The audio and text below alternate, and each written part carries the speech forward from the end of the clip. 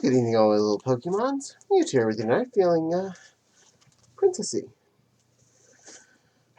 Now, tonight's story time is actually going to be about Mewtwo.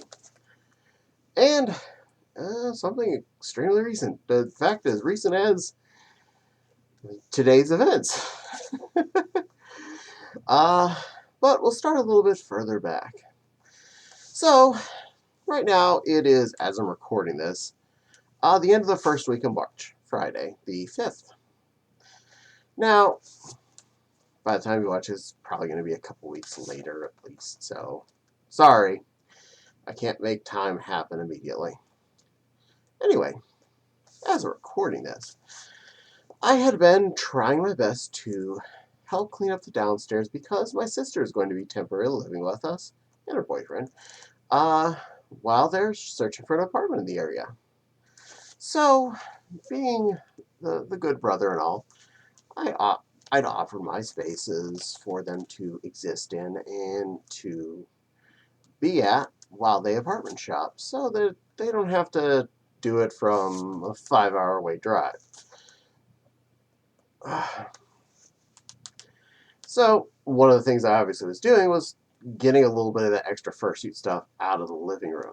All that stuff you see in the background when I do a full suit video that's kind of piled up in the back. Now, that may look like chaos. It kind of is. But it's also organized chaos. And chaos in the fact that I would know that I had certain fursuit bodies downstairs, easily accessible, and doing their best to not be too wrinkled up from their existence. I actually do lay them out nicely, so it's not like they're just in a heap. They're laid out, but they're piled up. So, don't worry, I'm not purposefully wrinkling my dress or my fursuits or anything.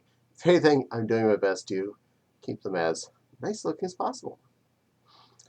So, I wanted to get as much of that out of the living room as possible, and I started with some of the stuff I was going to definitely be okay with not wearing for a while.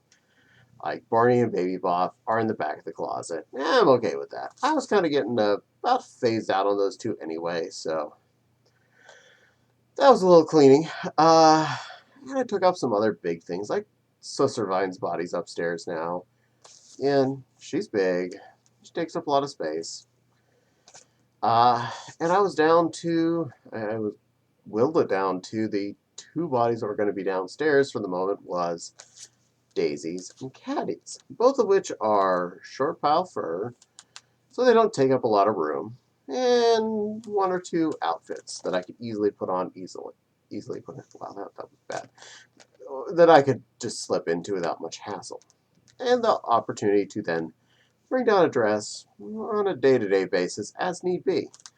Or one that I would wear for multiple days in a row, like the one I'm wearing today, which would then be put back upstairs and cycled up for something else. Now, Mewtwo was in effectively cutting block of items that were going to be stored for the moment till, well, through March and probably most of May or most of April while they were here and house shopping, apartment shopping.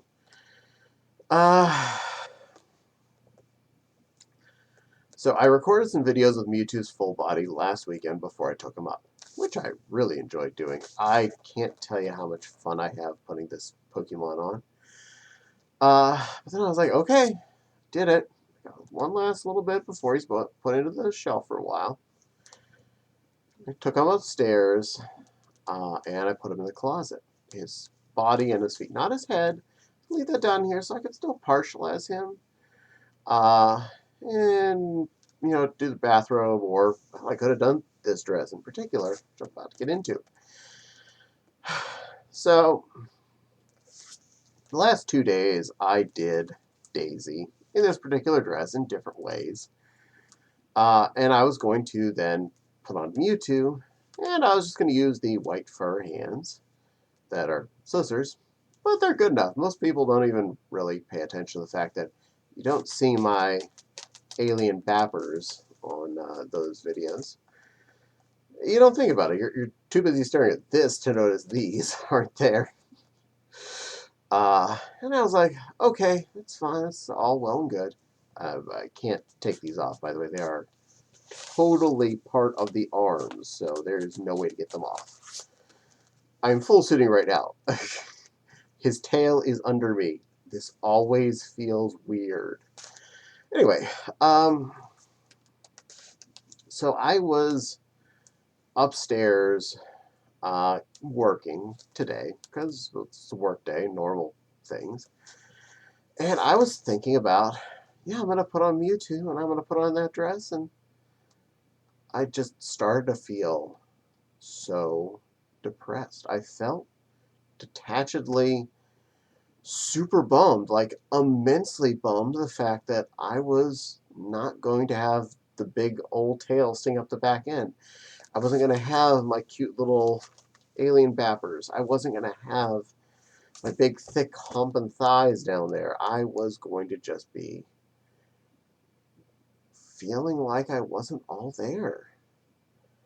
It was so weird. I felt loss of not being able to be in Mewtwo. And there was nothing stopping me. Okay, let me put it to you how nothing was stopping me. I was upstairs in the workroom, which is the room directly above this one, sitting at a desk pretty much parallel to this. Like my work desk that I sit at is in the same corner of the room. The closet where Mewtwo's body was in the next room across. No doors were shut between me and it. The closet was shut, but it's just a shutter door. It's not like it's locked. He was literally sitting in the front of the closet. There was a pair of feet on top of him. That's it. He was accessible. But I felt so lost and trapped there for just a little bit. So sad that I wasn't wearing Mewtwo. And I was just like, okay, you know what? I'm taking him back downstairs. They're not going to be here for at least another, like, 4 weeks almost. I have time.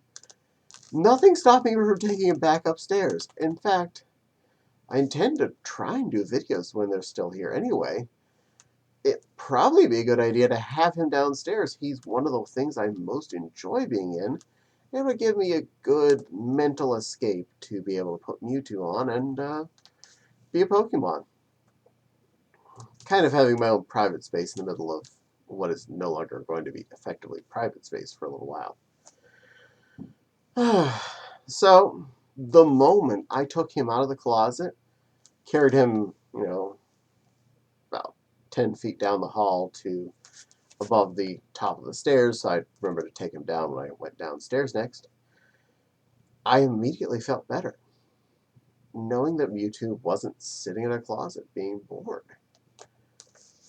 This amazes me in the fact that I don't think I've ever had PCD, post-con depression, since like my first couple of cons.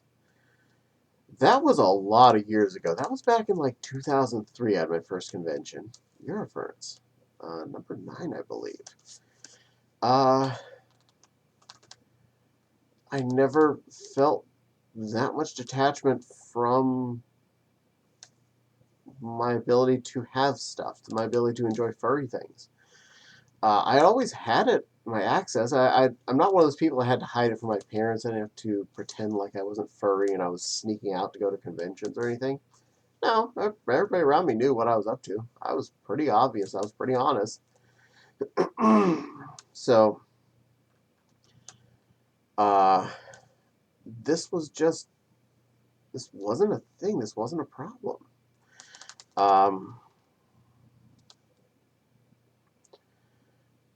But until recently, I wasn't even putting on a fursuit very often. In fact, I felt kind of bad about the fact that I had all these fursuits and I never wore them for anything. My convention list has gone down to like one actual convention a year and about 3 or 4 small local gatherings. And usually, I didn't take the fursuit to the small local gatherings. It's like, so Anthrocon and Halloween were basically my suiting times of the year. That was pretty much it. Why all of a sudden did I feel so sad that I couldn't be Mewtwo? And it hit me. This is my convention. You're my convention. You're my getting out. And yes, I'm talking to you, the one person who's currently watching this. You're my escape. For the last most of a year now, we've been stuck in our houses. And since last June, I've started to do this. And the amount of relief it would give me every time I recorded a video was amazing. It didn't matter how much hassle it took me to get it started, or the annoyance of sometimes going through and making up tags or whatever for the videos. I felt so much escape as I recorded. Because me, I knew I was getting out there. I was leaving the house.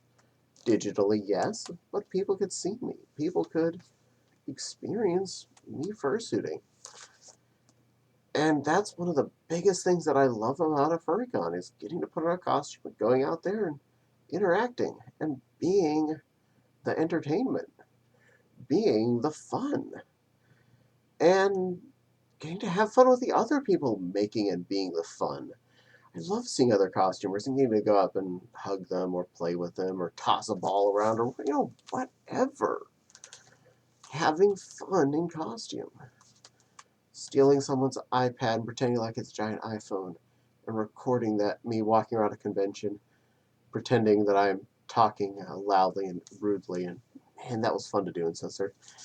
And I'm glad Omni let me touch his iPad and run around the convention with it because that was a hoot. Trailed off thought there. So yeah, this is my escape, and that's why it felt so sad to see him in the closet.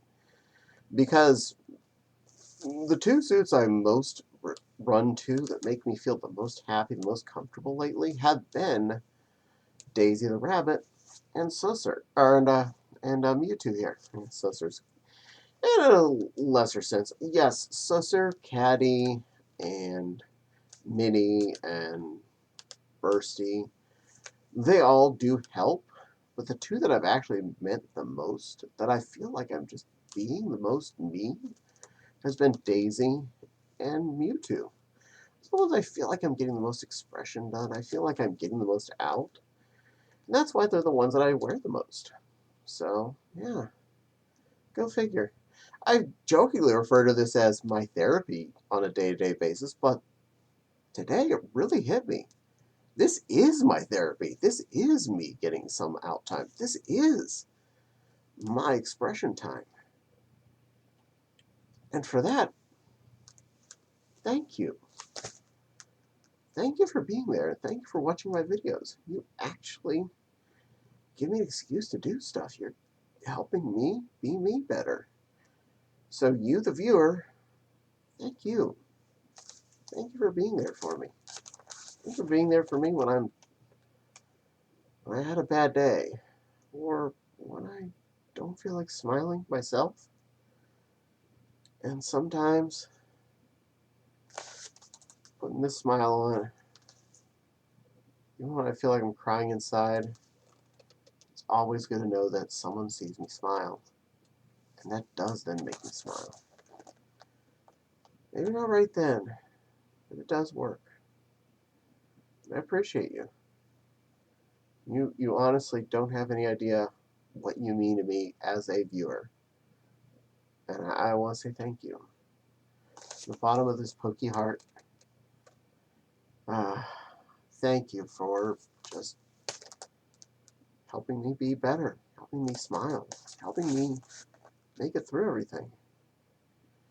Without all of you out there, I don't know. I could make it, but I'd probably be not so good in my head. Go figure. Anyway, I've rambled on too much about what's been going on in my head for the last year there, especially the last day or so. It felt good to let that off my chest. Therapy. So please, of course, if you've had experiences like this where something you're doing does affect yourself that you've realized like that, let me know in the comments. I'm always intrigued. You maybe have turned into a Twitch streamer all of a sudden. I know a few of my friends recently started doing that. Or you do something like this, or you're knitting, or you're whatever. Whatever your thing is, let me know. You might help someone else. Tell them a fun thing to do that'll help them feel like they're being out there without being out there. So, please don't forget to like, subscribe, the little dingly bell for the little dingly bell to let you know when I post new videos. Who knows? Could be another Mewtwo video. I'm probably not going to take his body back upstairs anytime soon because I don't have to go through that again. And of course, both my Patreon link and my Coffee link in the description box below. If you'd like to help support the channel and help me be better able to make you better videos, that's a good place to do it. But for now, again, thank you for watching. Thank you for being there for me. Thank you for listening. And I hope to see you in the next video. For now, be good little Pokemons.